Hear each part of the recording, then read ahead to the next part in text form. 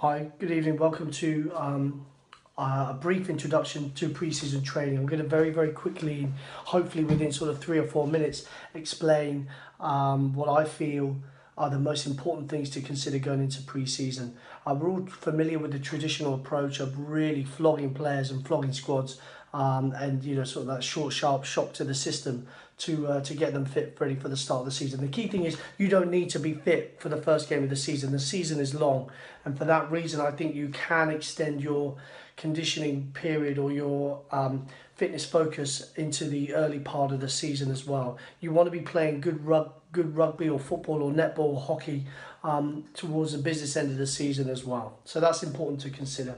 If you can only do one thing, I'd suggest playing games. Okay, games incorporate the skills of the game. They can incorporate teamwork, interaction. You can modify the size of the pitch and the area. You can modify the number of players. You can modify the rules. I think they're a very engaging, fun and efficient and extremely adaptable way of addressing fitness, whether you want to work endurance, whether you want to work anaerobic qualities of your players.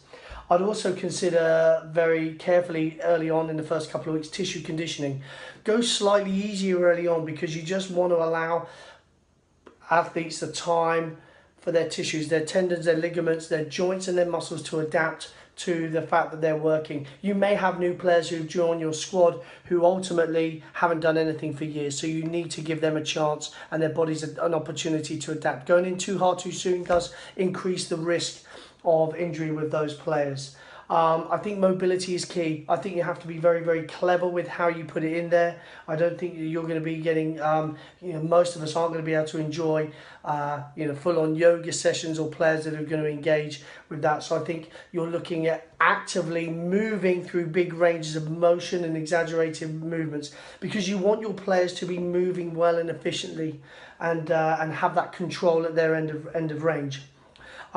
If you can incorporate anything extra to games, I do feel there's real value in strength training. But I'm not talking about creating gym monkeys and gym strong. I'm talking about being very clever and very sport specific with your strength training. So using body weight as a resistance, which is very efficient, but also using partners in sport specific movements. So we quite often will use with football players, hip to hip, you're looking to drive that opponent left or right and win a physical contest in a sport-specific context. The other thing as well is using objects as well. Strength training doesn't have to be using weights, whether it's a scrum sled, whether it's picking up something and carrying it, whether it's carrying a partner. These can all be very effective ways of developing strength, and for that reason you just need to be creative as a coach to develop those qualities in your players. They're the must-dos, I think, for anybody, whether you're amateur, whether higher level team. I think they're the questions that you must address. I think as well, identifying small groups of players for extras. For example, if you work in football or you're working with a football squad and you've got a small group of players who've suffered hamstring injuries in the past, then having a small program for them to help them address that and minimise the risk of reoccurrence is really valuable.